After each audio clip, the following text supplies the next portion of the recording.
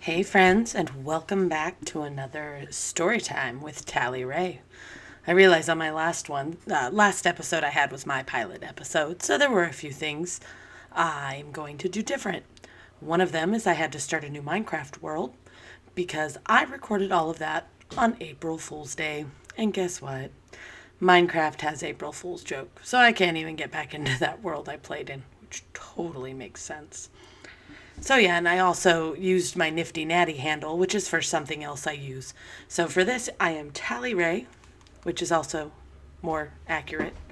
So yeah, that's today. Today's kind of overarching umbrella theme is going to be parenting advice.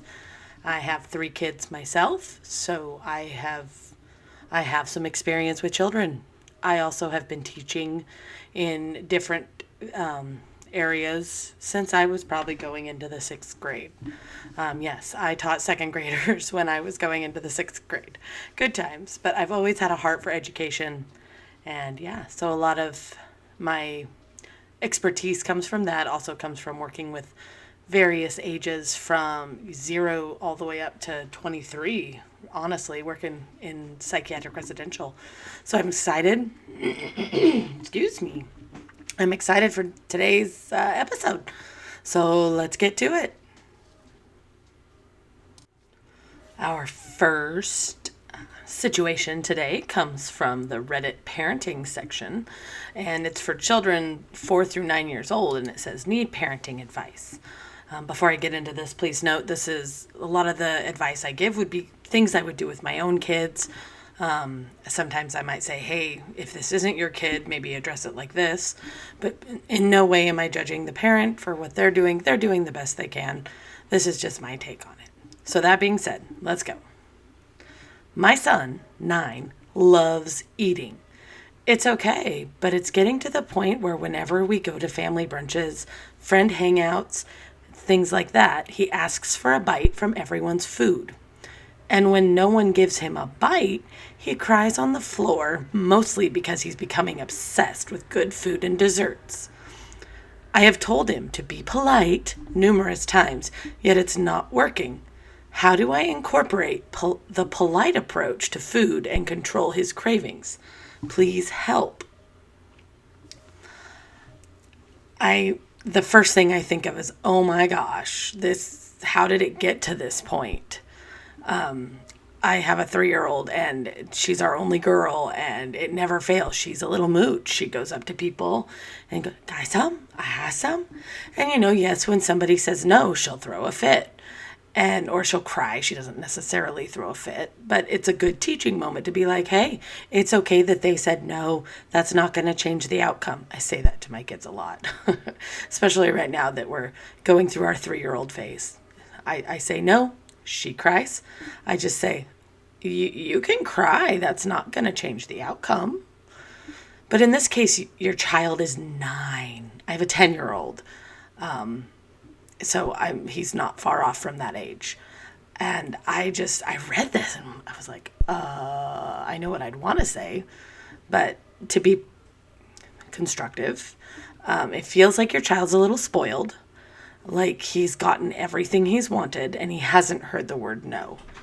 But one thing I want to point out is, how do I say it politely? Because I've done that numerous times. There is a point where politeness gets you nowhere, and it's time to step up and use your firm voice and say, this stops now or we're leaving. We are walking out the door. I have done this with my oldest, not because of food, but because he's very strong-headed, and there are times when he thinks something in his head needs to happen, and it doesn't matter if we're in a store, if we're at a restaurant. We've been doing this since he was probably 5, when he really started establishing his independence. And my husband and I just came to an agreement.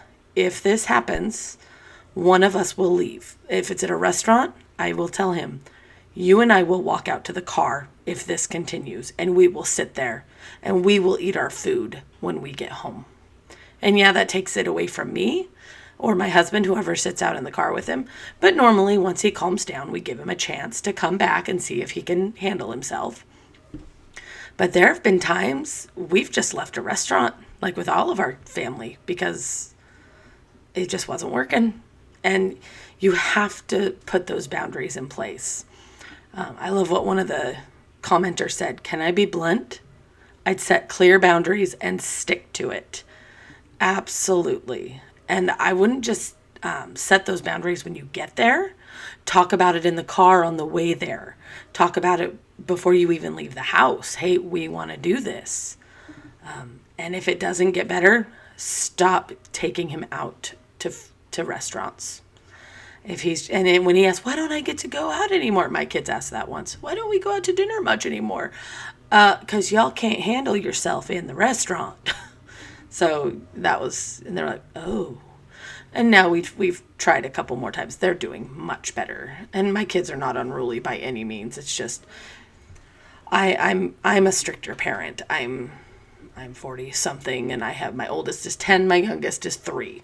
So needless to say, I raise my kids a little more old school than most of my kids as parents, which is okay in my book. But yeah, this is, I'm sorry you have to deal with this, because this is embarrassing for you too, I'm sure.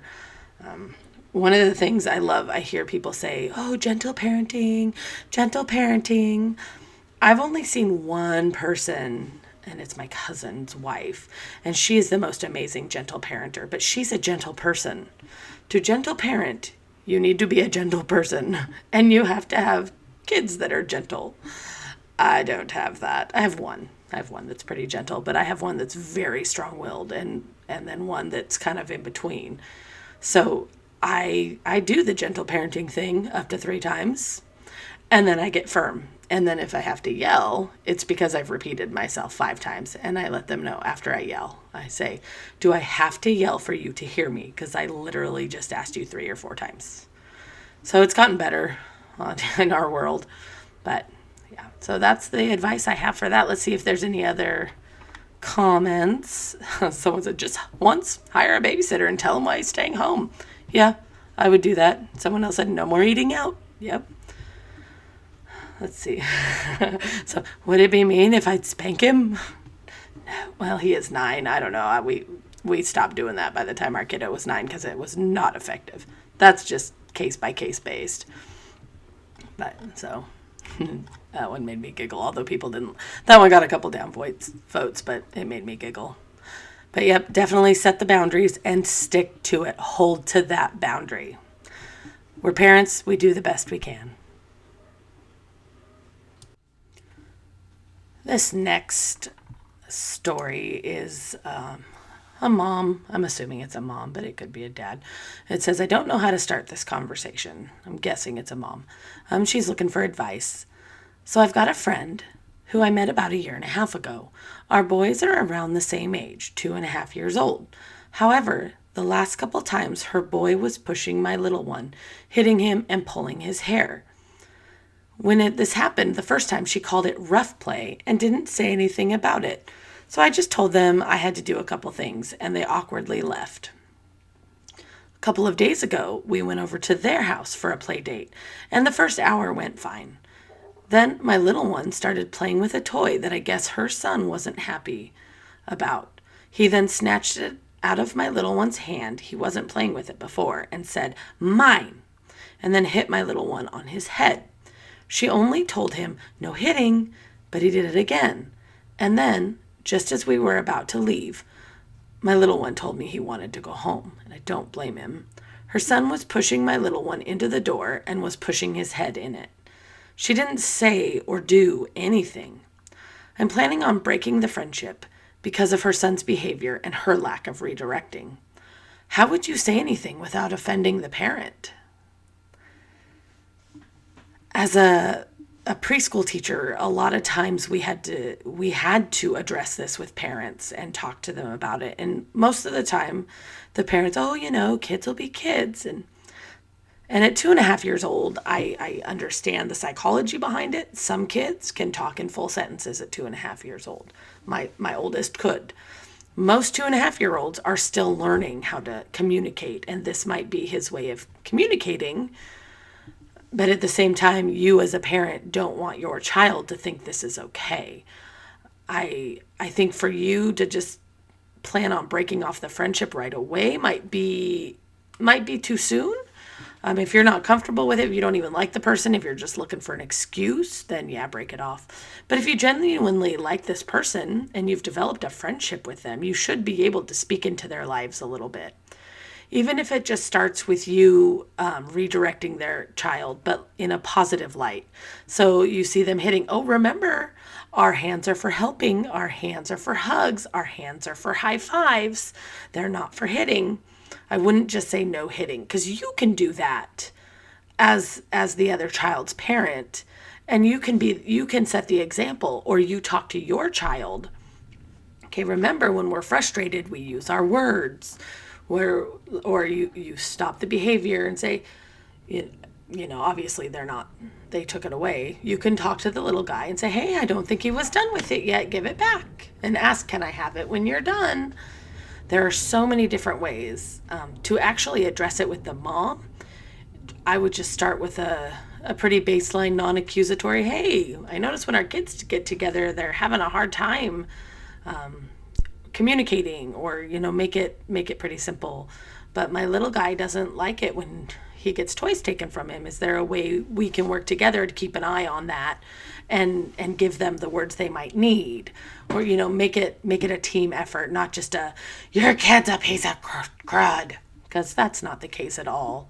Odds are you've developed a relationship with the kiddo too, and all toddlers go through this phase where they're learning to communicate. Some just cry, some some just don't say anything, and some hit. And so it's a matter of giving this little guy the tools he needs so that he can communicate.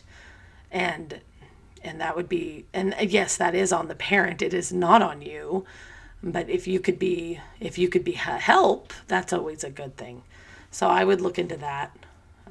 One of the commenters said, her like, I don't think you need to worry about not offending her. She'll likely be offended no matter what. And she might. But I would address it. I would say, hey, we need, your friend is, in preschool land, we say, your friend is hitting my friend, if it was like different classes and whatnot. So, but you could be like, oh, your little dude's hitting my little dude. Let's intervene real quick, or let's take a break, or here, come sit on my lap for a minute. And then you as the mom, one thing you could do is really start pumping up your kid before you get there. Hey, if he's hitting you with something, just say, hey, no, I don't like that. No hit. Or, you don't hit me, is what I taught my kids how to say. I'd be like, you look at them and say, you put your hand up and you say, don't hit me, or stop. Because people are going to hear that and be like, oh, they're doing something they're not supposed to. Another thing, I wouldn't teach your kid to fight back at 2.5, because they're learning communication. At 2.5, that's not effective. I had a friend that used to watch my kiddos when I just had my boys, and they were probably 3 and 0. Like my youngest was only like 3 months old. So my oldest would have been 3 at the time. 3? Yeah, 3. Sorry, I had to think about that. They're 3 years apart. But my 3-year-old was very high functioning, like just articulate, talking, practically reading and writing. I mean, the kid's pretty brilliant still. But this other kid was more caveman. Ah. And so he would hit, he would bully, and he's 3. They're right about the same age. But I finally started talking to my son, saying, hey, if he's doing that, you tell him stop. You put your hand up, and if he doesn't stop, you go get his grown up. Because a lot of times they played outside. They had a nice big fenced backyard with a play yard in it and stuff. So yeah, they'd go outside and she'd watch from the window, no big deal. But yeah, I had to prep him how to start dealing with kids that can do that, because other kids communicate in a different way.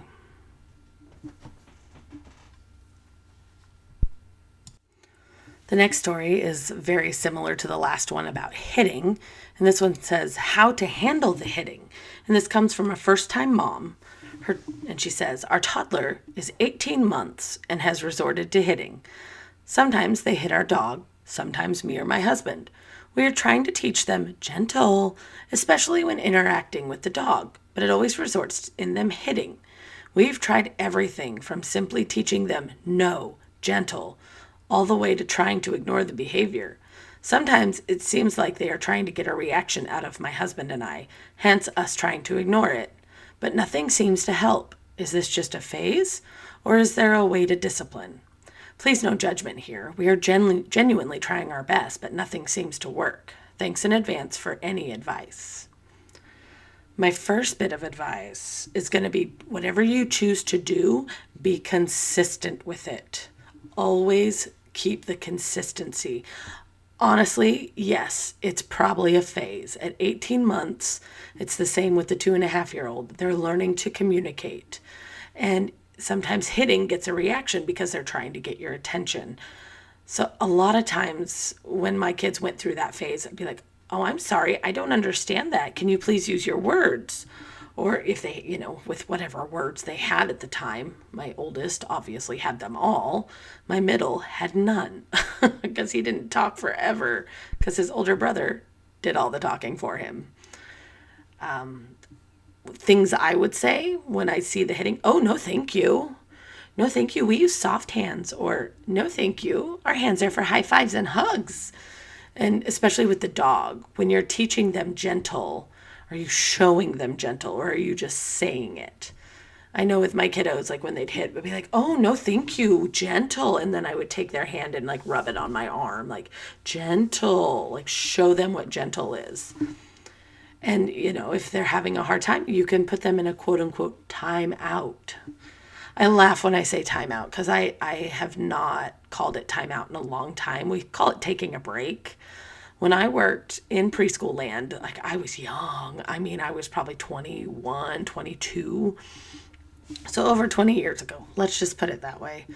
I remember my boss telling us, okay, we are not doing timeouts anymore.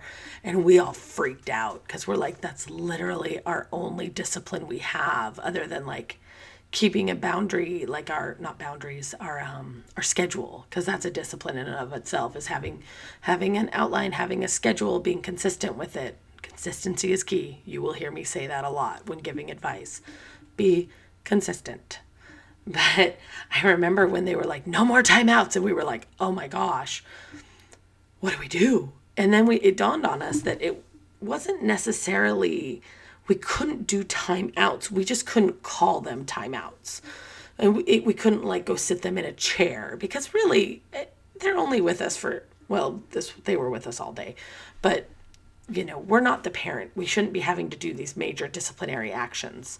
So what we started calling it, it's like, we're going to take a break. They're hitting their friends. Hey, I'm going to have you take a break from your friends for a little while. Let's come over here. And, if they're hitting, we don't send them to blocks because then they'll start throwing blocks.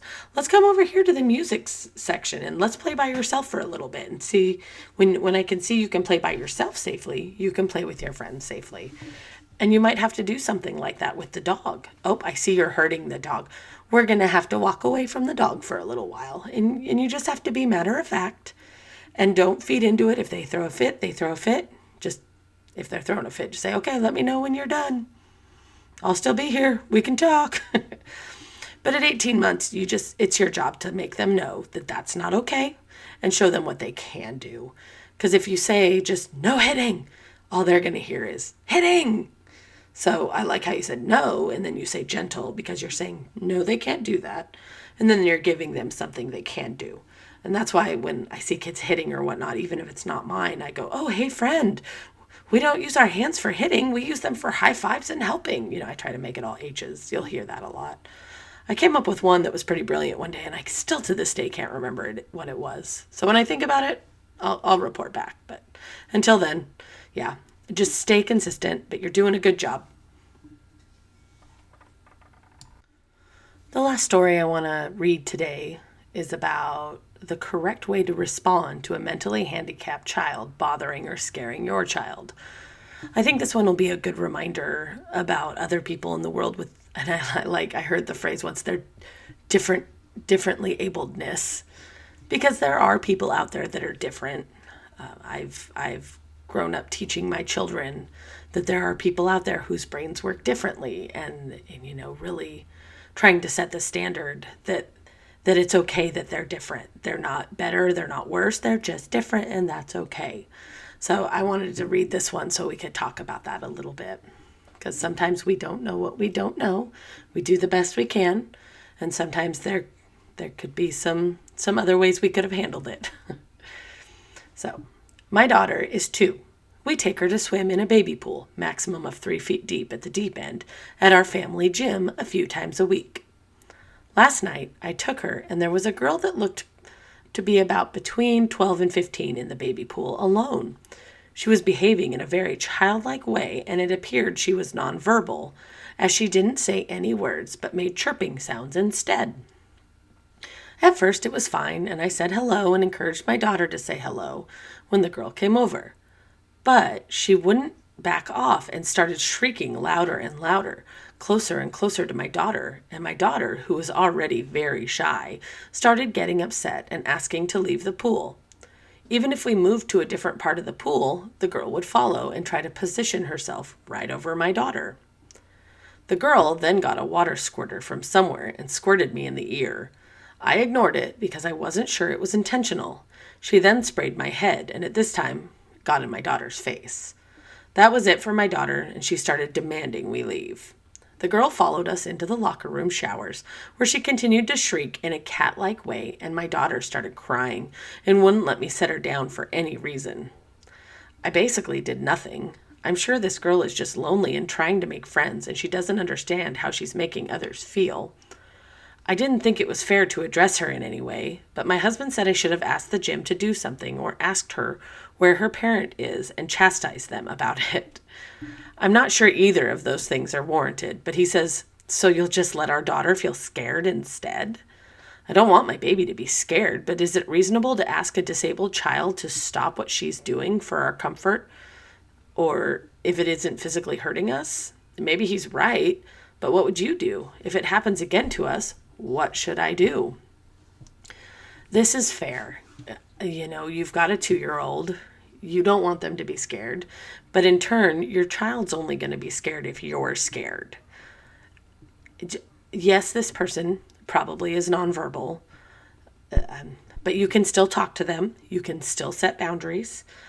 Most of the time, nonverbal people can still understand everything you're saying. And my guess is, just a guess, they were trying to play, but they don't, like you said, they don't know how.